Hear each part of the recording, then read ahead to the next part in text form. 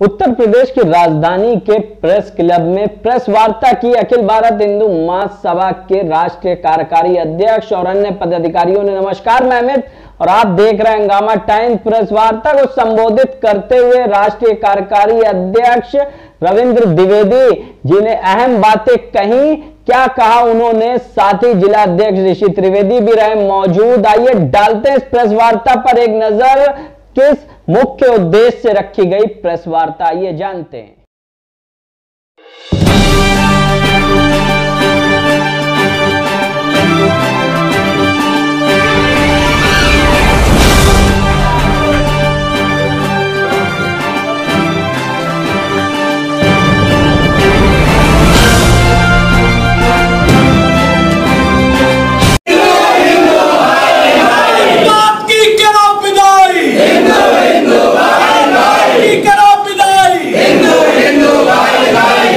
नमस्कार, मैं अर्चना आपका स्वागत करती हूँ हंगामा टाइम्स में। आज मैं आपको लेकर के आई हूँ प्रेस क्लब में, जहाँ पे अखिल भारत हिंदू महासभा ने कुछ मुद्दों को लेकर के प्रेस वार्ता रखी है। आखिर वो मुद्दे क्या है, आइए चलते हैं उनसे बात करते हैं। आज की प्रेस वार्ता के हमारे 3-4 प्रमुख मुद्दे हैं।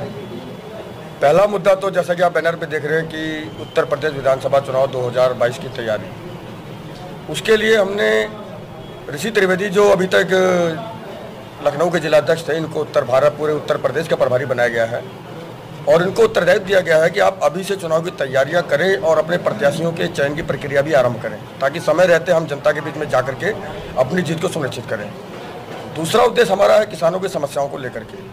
हम चाहते हैं कि किसानों की समस्याओं को दूर करने के लिए किसान आयोग बने, उत्तर प्रदेश सरकार द्वारा योगी आदित्यनाथ जी से मांग की जा रही है। और इसके साथ साथ जो यूरिया का या इस तरीके के जो और कृषि से संबंधित उपकरण है, उन पर उत्तर प्रदेश सरकार उनको सब्सिडी दे और किसानों की संपन्नता का मार्ग खोले। तीसरा मुद्दा हमारा है कि ये जो हमारा जनसंख्या नियंत्रण कानून लागू किया गया है। हालांकि केंद्र सरकार यदि इसको लागू करेगी तो पूरे देश पर लागू होगा, लेकिन चूंकि हम लखनऊ में, यदि योगी आदित्यनाथ जी इस तरीके का एक अपना प्रावधान पारित करके विधानसभा में लागू करते हैं तो पूरे देश के लिए एक मिसाल साबित होगा और पूरे देश के लिए एक प्रेरणा मिलेगी, पूरे देश में लागू किया जाए। इसके साथ साथ हमारे दिल्ली के अंदर साध्वी जागृति चोकसी जी हैं, उनको 3 बार भगवान श्री राम ने स्वप्न में दर्शन दिए और उनको प्रेरित किया कि श्री राम जन्मभूमि पर जो मंदिर निर्माण का कार्य आरंभ हुआ है, वहाँ पर मेरे नाम का सोने का चबूतरा बनना चाहिए। तो साध्वी जागृति चोकसी जी ने और उनके सहयोगी वरदान स्पिरिचुअल फाउंडेशन के पदाधिकारियों ने दिल्ली में अखिल भारत हिंदू महासभा से संपर्क करके और इसमें सहयोग मांगा। तो अखिल भारत हिंदू महासभा ने उनको पूरा सहयोग देने का वचन दिया और उनको वो साध्वी चोकसी जी को जाना था, लेकिन वो किसी कारणवश नहीं आ पाई हैं। उनके वरदान फाउंडेशन के हमारे पदाधिकारी मौजूद हैं, सिंह मलिक जी। तो हिंदू महासभा उनको पूरा योगदान देगी और इसके लिए कल हम लोग अयोध्या भी जा रहे हैं। अयोध्या में जो ट्रस्ट के महामंत्री हैं चंपत राय जी और दिनेंद्र दास जी महाराज जो उसके सदस्य हैं ट्रस्ट के, तो उनसे मुलाकात करेंगे और इसमें पूरी चर्चा करके फिर हम वहीं अयोध्या से इसकी रणनीति घोषित करेंगे। लेकिन हिंदू महासभा और वरदान स्पिरिचुअल फाउंडेशन मिलकर के इस सोने के चबूतरे को वहाँ बनवाएगी, लगवाएगी, ये संकल्प है हम लोगों का। इसके अलावा श्री राम जन्मभूमि का तो संकल्प पूरा हुआ, भव्य मंदिर निर्माण कार्य आरंभ हुआ। अगला लक्ष्य हमारा है काशी विश्वनाथ मंदिर बनारस का और श्री कृष्ण जन्मभूमि मथुरा के मंदिरों को भी, उस पवित्र भूमि को भी मस्जिदों के कलंक से मुक्त करवाना, क्योंकि वो भी विधर्मियों द्वारा जबरन कब्जा करके बनाए गए हैं। श्री राम जन्मभूमि के निर्णय से हमें एक रास्ता मिला है कि हम तमाम अपने पवित्र मंदिरों की पवित्र भूमि को सभी प्रकार के विधर्मी प्रतीकों से मुक्त करवाने में सक्षम है। और ये जो कुछ भी होगा हम न्यायालय के माध्यम से करेंगे। दिल्ली के अंदर हमारी वरिष्ठ अधिवक्ताओं से सुप्रीम कोर्ट से बात चल रही है केस डालने के सिलसिले में इसमें, और उत्तर प्रदेश के अंदर ऋषि चतुर्वेदी जी अधिवक्ता हैं, ये इस चीज़ को देख रहे हैं, जो कि श्री राम जन्मभूमि में भी हिंदू महासभा की ओर से कमलेश तिवारी के बाद ये पैरोकार बने थे। तो आगे भी हम इन्हीं को आगे रख करके वो काशी विश्वनाथ मंदिर का और श्री कृष्ण जन्मभूमि मंदिर का भी हम मुकदमा लड़ेंगे, जीतेंगे और विधर्मी प्रतीकों से मुक्त कराते हुए हम विजय हासिल करेंगे। जिम्मेदारी आपको मिली है, आगे आपकी क्या रणनीति है? मैं ऋषि कुमार त्रिवेदी, अभी मुझे जिला प्रभारी उत्तर प्रदेश का नियुक्त किया गया है। प्रदेश प्रभारी। आगे हम लोग 2022 के चुनाव की तैयारी करनी है। मुझे समस्त जिलों में जिला प्रभारी की नियुक्ति, जिला संयोजक की नियुक्ति होनी है।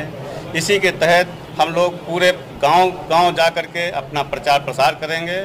और सबसे मेन मुद्दा जो हमारा है वो किसान आयोग गठन का है। हम लोग किसान आयोग के गठन की बात करेंगे, क्योंकि किसानों का कोई आयोग नहीं है, कोई सुनने वाला नहीं है। जहाँ तक आप देखिए, वेतन आयोग है, कि कर्मचारी आयोग है, महिला आयोग है, पिछड़ा आयोग, हर आयोग बने हैं, लेकिन किसान का कोई किसी प्रकार का कोई आयोग नहीं बना। इसलिए हम लोग प्रशासन से, शासन से मांग करेंगे और इसी मुद्दे को लेकर के हम रोड पे, गांव पे जाएंगे और किसान आयोग के गठन की मांग करेंगे। जब आप योगी जी की तारीफ कर रहे हैं, आप लोग गुणगान कर रहे हैं, कैसे उनके खिलाफ विधानसभा के साथ सीटों पे चुनाव लड़ेंगे आप 2022 में? हम लोग चुनाव में जाएंगे, अपने प्रत्याशी उतारेंगे और चुनाव लड़ेंगे, क्योंकि हमारा जो उद्देश्य है वो हमारा उद्देश्य किसानों को लेकर के और हिंदू राष्ट्र को लेकर के है। हम हिंदू राष्ट्र की कल्पना के साथ, हिंदू राष्ट्र को आगे रख करके और हिंदू राष्ट्र की कल्पना के साथ हम मैदान में आएंगे। काशी मथुरा को मुक्त करने में आप बता रहे 10 वर्ष का समय लगेगा, ऐसा क्यों? कम वक्त में नहीं बन सकता है? ये मुकदमे का है, हो सकता कम समय में भी हो जाए, लेकिन जो अदालती प्रक्रिया है, 500 बरस अदालती प्रक्रिया मुकदमा दाखिल कर चुके हैं। हमारे यहाँ जो आई सेक्टर जैन जी मुकदमा से दाखिल हो चुका है और बहुत जल्द अदालती प्रक्रिया देखिए, अयोध्या में 70 साल इसलिए लगे कि जो सरकारें थी वो छद्म धर्मनिरपेक्षता की पोषक थी, मुस्लिम तुष्टीकरण की नीतियों की पोषक थी। उनके शासन में इस मुद्दे को जानबूझ के लटकाया जाता रहा, लेकिन अब वो छद्म धर्मनिरपेक्ष ताकतें अंतिम सांसें ले रही हैं। हिंदू राष्ट्रवाद की सरकारें बन रही हैं, प्रदेशों में भी, केंद्र में भी। और जब हिंदू राष्ट्रवाद प्रबल हो रहा है तो हिंदुओं की जीत सुनिश्चित है। छद्म धर्मनिरपेक्षता पूर्णतः पूरी और समाप्ति की ओर है। हो सकता है कि हमारा ये जो मुकदमा डाला गया है आपका श्री कृष्ण जन्मभूमि का और काशी विश्वनाथ का, वो 2 साल में 3 साल में आ जाए, लेकिन चूंकि जिस तरीके की अभी महामारी चल रही है, अदालतें बंद है, सुनवाई नहीं हो रही है, इसी तरीके से और कुछ यदि बाधाएं आती है तो अधिकतम हमने 10 वर्ष बोला है। 70 वर्ष के अपेक्षा 10 वर्ष ज़्यादा वो कम समय है और उससे कम समय में लग सकता है, लेकिन उसके बावजूद न्यायाधीश पर बहुत कुछ निर्भर करता है। आप इसको इससे भी समझ सकते हैं, 30 सितंबर 2010 को जब लखनऊ हाईकोर्ट में फैसला दिया था, तब से लेके 2019 में यहाँ फैसला आया। इसमें योगी आदित्यनाथ जी की बहुत बड़ी भूमिका ये थी कि जो यहाँ 10,000 पन्ने का जजमेंट था उसका सुप्रीम कोर्ट में ट्रांसलेशन होना था। वो यहाँ से सरकार क्योंकि मनचाही थी, उससे सरकार ने उसे मदद की और ट्रांसलेशन करा के वहाँ पर जल्द पहुँचवा दिया। तो जब सरकार उस कार्य को चाहती है तो उसमें मददगार हो जाती है अदालती कार्रवाई। तो मित्रों, मैं एक संदेश के रूप में एक बात और कहना चाहूँगा कि मैंने देखा है कि जो असुरी शक्तियाँ हैं बाहर से धन मंगा करके अपने भाइयों को स्थापित करती है हिंदुस्तान में। जिस गांव में कभी असुरी शक्तियाँ दिखाई नहीं पड़ती थी, आज उनकी संख्या अच्छी खासी दिखाई पड़ती है। तो ये कैसे बंद होगा, इसके लिए काम करना पड़ेगा। और किसके कंधे पे ये भार है? हम सभी के कंधे पे है। लेकिन आने वाली पीढ़ी हमें गाली ना दे, इसके लिए हमें अभी से स्टार्ट कर देना चाहिए, प्रारंभ कर देना चाहिए। इस कार्य को करना चाहिए, नहीं करना चाहिए? जोर से बोलिए, हमें लगे करना चाहिए कि नहीं करना चाहिए? हमारे प्रभारी महोदय ने हमसे कई बार बात किया है, हमारी कई मीटिंग्स भी हो चुकी हैं। इस संदर्भ में जितनी भी मदद विधिक तौर पर होगी, हर तरीके से हम संगठन के साथ हैं। हमारे मित्र, हमारे साथी अधिवक्ता प्रकोष्ठ के ही श्रीमान आशुतोष मिश्र एडवोकेट जी भी यहाँ बैठे हुए हैं, और भी हमारे जो इस समय अधिवक्ता मित्रगण हैं, लगभग हमारी पूरी लीगल टीम अभी 14-15 लोगों की है। सब में ये बातचीत चल रही है कि किस प्रकार से जोर के आवाज नहीं है, जय श्री राम, जय श्री राम, जय श्री राम। भाइयों, आज तक लोगों ने सिर्फ एक चीज देखी कि राम मंदिर को हमने आजाद करा। कितने साल टेंट में रहने के बाद, परेशान रहने के बाद आज भगवान को अपनी जगह मिली। हमने क्या था? हिंदू महासभा ने वो दिया जो किसी ने नहीं दिया। आपको गर्व होना चाहिए कि आप हिंदू हो, आपको गर्व होना चाहिए कि आपने ये लड़ाई शुरू करी और उसको जीते। और आपको आगे प्रण लेना है कि जितनी भी ऐसी जगहें हैं वो हमारी हैं। हम 90% है भाइयों, हम 90%। सोचो हम 90% नहीं कर पाए वो इतने साल, सिर्फ इसलिए कि चंद राजनीतिक लोगों की नियत सही है। आज वो किया है तो हम लोगों ने एक छोटा सा संकल्प लिया कि श्री रामलला के लिए अपने समाज की ओर से एक हम सोने का चबूतरा रामलला में दान दे रहे हैं। मेरे बड़े भाई रविंद्र कुमार द्विवेदी ने अपना सहयोग दिया, मेरे भाई मेरे कुलीग जी ने सहयोग दिया, बड़े भाई शिशिर चतुर्वेदी जी ने सहयोग दिया। मैं चाहता हूं कि आप सबका सहयोग, शुरू ही हिंदू से होता है, खत्म ही हिंदू। साहब हम बटे में नहीं, हम एक थे, एक हैं और एक रहेंगे।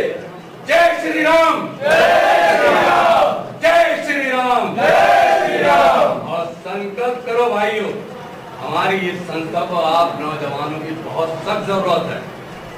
हम लोगों ने अपना काम कर दिया, हम लोग आपको मार्गदर्शन दे सकते हैं, हम लोग आपको बता सकते हैं कि क्या सही है क्या गलत है, लेकिन यही युवा शक्ति है जो इस संकल्प को आगे लेके चले। 2022 का इलेक्शन ऐसा नहीं है कि हम बीजेपी से अलग हैं या हम योगी आदित्यनाथ जी से अलग हैं, नहीं। वो बड़े थे, बड़े हैं, बड़े रहेंगे, लेकिन हमें भी अपनी बात मनवानी है। आर्यन श्रीवास्तव जी कार्यालय मंत्री उत्तर प्रदेश एवं सम्मानित हमारे साथीगण एवं पत्रकार बंधु, आज कार्यकारी अध्यक्ष जी के द्वारा, राष्ट्रीय कार्यकारी अध्यक्ष जी के द्वारा मुझे नियुक्ति पत्र दिया गया है। पूरे उत्तर प्रदेश के प्रभारी के पद पे मुझे नियुक्त किया गया है। ये बहुत ही बड़ा और बड़ी जिम्मेदारी का कार्य मुझे दिया गया है। मैं आप लोगों को विश्वास दिलाता हूँ कि जो जिम्मेदारी कार्यकारी अध्यक्ष जी ने मुझे दी है उसका मैं पूर्ण ईमानदारी के साथ, लगन के साथ निभाऊंगा और इसका रिजल्ट 2022 के चुनाव में आपको अवश्य दिखेगा।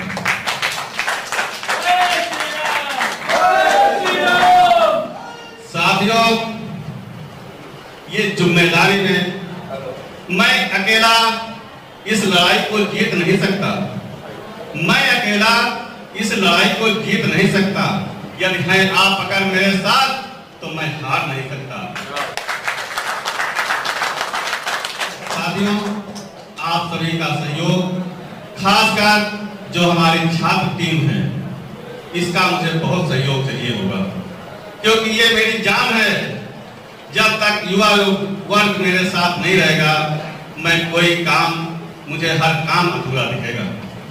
इसलिए सबसे बहुत जरूरी है कि युवा वर्ग संगठित हो और कंधे से कंधा मिला करके खड़ा हो और 2022 में इसका रिजल्ट दिखाए हमारे राज्य कार्यकारी अध्यक्ष जी को कि हाँ, हमने भी हिंदू महासभा को उत्तर प्रदेश में खड़ा किया है।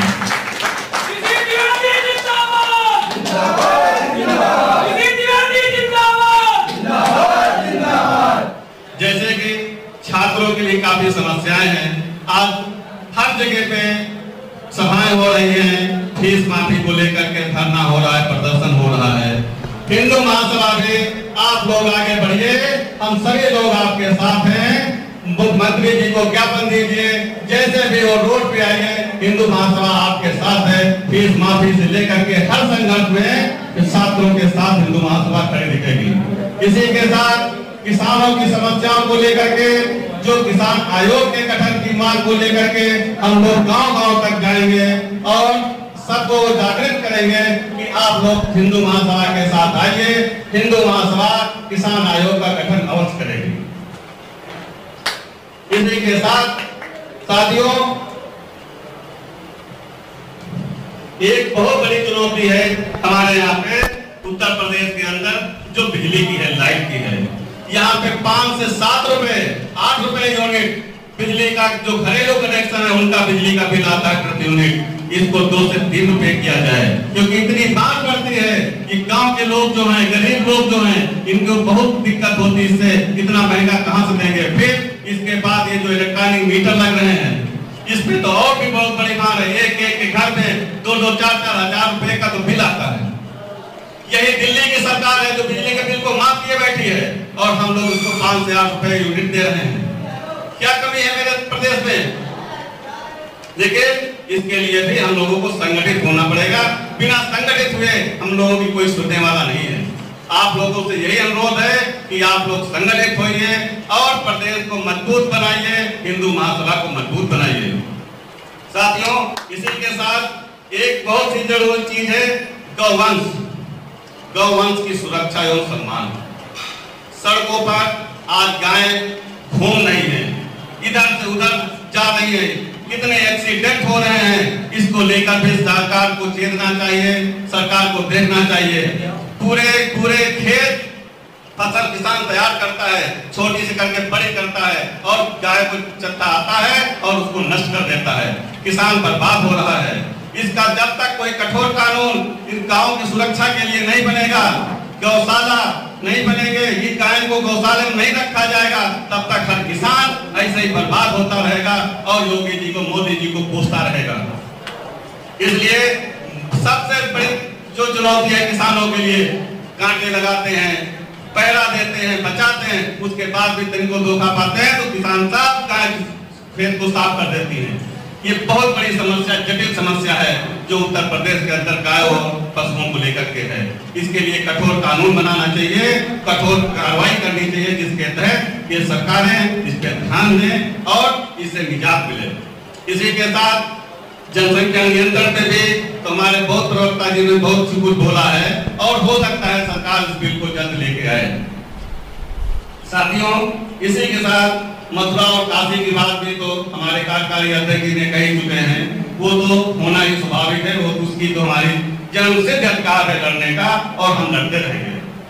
जहां तक हिंदू महासभा की बात है, हिंदू महासभा राम जन्मभूमि के मुद्दे को लेकर के अयोध्या, फैजाबाद से लेकर के हाई कोर्ट, सुप्रीम कोर्ट तक केस को लड़ा है। जो जीत हासिल हुई है, जिसपे 5 तारीख को जो ये शिलान्यास हुआ है, ये हिंदू महासभा की देन है। हिंदू महासभा के पक्ष में फैसला आया था, उसी के और निर्मोही अखाड़ा के पक्ष में फैसला आया। उसी पे 5 तारीख को प्रधानमंत्री जी ने शिलान्यास किया, वहां का उद्घाटन किया, पूजन किया, और उसी पे आज भव्य राम मंदिर बनना है। लेकिन उसमें भी हिंदू महासभा को पूछा नहीं गया। ये जरूर एक केस है कि हम भी 17 साल से लड़ते रहे, तो आखिरी जगह जब फैसला आया उसको भाजपा ने अपने पाले में डाल लिया और हमको हमारा तिरस्कार किया। लेकिन इसके लिए हम लोगों ने स्वामी राष्ट्रीय अध्यक्ष स्वामी वीरेंद्र जी महाराज से भी वार्ता की है कि जैसे ही कोरोना काल खत्म होगा, मैं भव्य यात्रा के साथ पूरे प्रदेश में सबको एक एक करके संगठित करूंगा, गांव-गांव, शहर-शहर जा करके सबको संगठित करूंगा, और मैं याद दिलाऊंगा कि ये जो जीत हासिल हुई, जो राम मंदिर बनना है, वो हिंदू महासभा के कारण बनना है, ना कि भाजपा या आरएसएस के कारण बनना है। साथियों, इसी के साथ मैं गांव-गांव जा करके किसान आयोग की भी बात करूंगा, और 2022 में पार्टी को मजबूत करूंगा और समस्त जिलों में समस्त सीटों पे अपने प्रत्याशी उतारूंगा।